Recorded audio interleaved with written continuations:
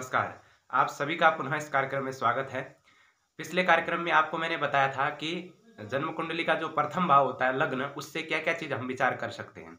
यानी क्या-क्या चीज़ उससे विचार किया जाता है और किस प्रकार से फलित किया जाता है, संपूर्ण जानकारी आपको मैंने दी थी। उसी क्रम में आज आपको मैं द्वितीय भाव को लेकर के उपस्थित हुआ हूँ। यानी कि जन्म कुंडली का जो द्वितीय भाव होता है उससे हम क्या-क्या चीज़ कुंडली फलित करते समय विचार करते हैं और किस प्रकार से देखते हैं, उससे विचारणीय विषय क्या-क्या है, उस विषय को लेकर के आज उपस्थित हुआ हूँ। चलते हैं विषय की ओर।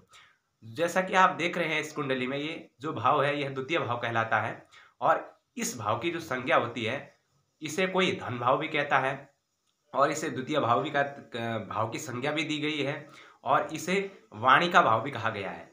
और जितने भी जो धन से रिलेटेड समस्याएं होती है जीवन में और धन से संबंधित आर्थिक स्थिति को देखने के लिए, संचित धन को देखने के लिए हम द्वितीय भाव पर दृष्टि डालते हैं। उसी प्रकार से यह वाणी का भाव भी कहलाता है। यानी मनुष्य की वाणी कितनी स्पष्ट है और कैसा वह बोलता है और वह अपनी वाणी से किस प्रकार से आकर्षित करता है अपनी ओर, वह सब द्वितीय भाव से संबंधित है। प्रिय मित्रों, उसी प्रकार से इस भाव से धन, वाणी, संगीत का क्षेत्र और प्रारंभिक जो शिक्षा होती है और वैवाहिक जीवन में कितना सुख है, कितना दुख है, वह सब हम द्वितीय भाव से देखते हैं।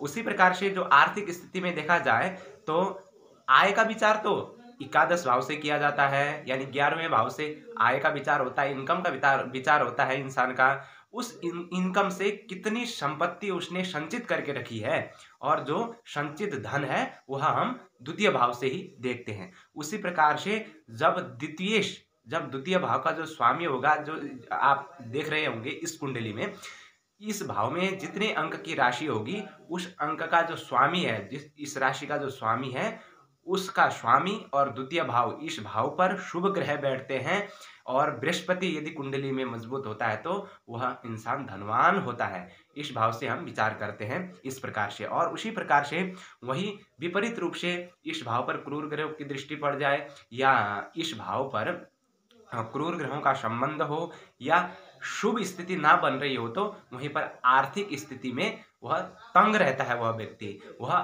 उसकी आर्थिक स्थिति उतनी अच्छी नहीं रहती है। उसके बाद संचित धन नहीं रह, इनकम होते हुए भी, इनकम अच्छा होता है लेकिन वह अपना धन नहीं बचा पाता है। यानी बैंक बैलेंस उसका उतना अच्छा सेफ नहीं रहता है। इसी प्रकार से द्वितीय भाव से विचारणीय चीज है कि संगीत का क्षेत्र, जब इंसान कोई संगीत के क्षेत्र में सफलता हासिल करना चाहता है तो द्वितीय भाव को हमें अवश्य देखना चाहिए। उसी प्रकार से वाणी का भाव, संगीत का भाव कहा गया है। संगीत के लिए हमें शुक्र का देखना भी आवश्यक तो होता ही है। उसी प्रकार से वाणी के लिए जो बुध को मुख्य ग्रह माना जाता है, यदि बुध ग्रह और द्वितीय भाव का स्वामी यदि खराब स्थिति में हो तो वह व्यक्ति हगलाकर बोलने वाला भी हो जाता है। उसकी वाणी उतनी स्पष्ट नहीं हो पाती है। वहीं पर यह शुभ स्थिति बन जाए, यदि बुध भी अच्छा हो कुंडली में, द्वितीय भाव भी अच्छा हो और द्वितीय भाव पर पड़ने वाले ग्रहों की दृष्टि भी अच्छी हो और द्वितीय भाव का स्वामी भी अच्छा हो, तो वह स्पष्ट वक्ता होता है। वह यानी कि स्पष्ट बोलने वाला, मृदुभाषी और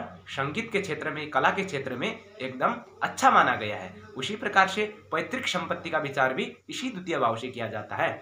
यानी कि पिता की जो संपत्ति है उस पर कितना उसका अधिकार है और कितना वह ले पा रहा है, उसमें कोई लड़ाई झगड़ा तो नहीं चल रहा है, भाइयों में कोई ऐसा कोई संबंध तो नहीं है जिससे कि पैतृक संपत्ति को लेकर के लड़ाई झगड़े चल रहे हैं, वह भी हम द्वितीय भाव से ही विचार करते हैं। उसी प्रकार से नेत्र का, यानी नेत्रों में विकार आना, यानी नेत्र से संबंधित रोग, उसके नेत्र से रिलेटेड कोई भी समस्याओं को हम द्वितीय भाव से देखते हैं। उसमें भी जो बायां नेत्र, वह हम द्वितीय भाव से देखते हैं। उसी प्रकार से वैवाहिक सुख, आप जैसा कि इस कुंडली में देख सकते हैं, यह सप्तम भाव है और इस सप्तम भाव से गिनने पर जो ये द्वितीय भाव होता है वह भावतम में अष्टम भाव बन जाता है। यानी अष्टम भाव आप जानते ही हैं कि एक कष्टकारी भाव कहा जाता है, दुख का भाव कहा जाता है। यानी कि विभिन्न प्रकार के जीवन में आने वाले हर समस्याओं को हम अष्टम भाव से देखते हैं। तो सप्तम से अष्टम होने के कारण से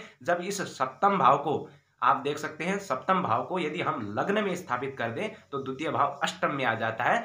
तो यहाँ पर क्या स्थिति बन जाती है कि वैवाहिक जीवन में उसका कितना सुख मिलेगा, कितना दुख मिलेगा, वैवाहिक जीवन में आने वाली हर प्रकार के कष्ट हम उससे देख सकते हैं। हालांकि वैवाहिक जीवन की संपूर्ण जानकारी तो सप्तम भाव से देखी जाती है, उसमें भी जो उसमें आने वाले विभिन्न प्रकार के सुख और दुख को हम द्वितीय भाव से भी देखते हैं। प्रिय मित्रों, द्वितीय भाव का जो कारक ग्रह होता है वह बृहस्पति होता है, यानी कि बृहस्पति के एलिमेंट्स यानी तत्व इसमें पाए जाते हैं द्वितीय भाव में। यदि बृहस्पति ग्रह कुंडली में कहीं पर भी शुभ हो तो द्वितीय भाव भी एकदम मजबूत देखा गया है। इसी प्रकार से कला का क्षेत्र, संगीत का क्षेत्र, धन का क्षेत्र, पैतृक संपत्ति का क्षेत्र, बैंक बैलेंस यानी कि संचित धन का क्षेत्र और वाणी का क्षेत्र, और जो अपना जो संचित धन होता है उसको हम द्वितीय भाव से देखते हैं। प्रिय मित्रों, द्वितीय भाव से देखे जाने वाली चीजें हम यदि स्पष्ट रूप से समझ सके तो हम कुंडली का विवेचन कर सकते हैं, यानी कि द्वितीय भाव में बैठे हुए ग्रहों को स्पष्ट रूप से देख करके हम पता कर सकते हैं कि द्वितीय भाव कितना अच्छा है, कितना खराब है, और इससे मिलने वाले फल हमें कैसे मिलेंगे। प्रिय मित्रों, आज की जानकारी आपको कैसी लगी? यदि अच्छी लगी हो तो कमेंट बॉक्स में अवश्य बताएं।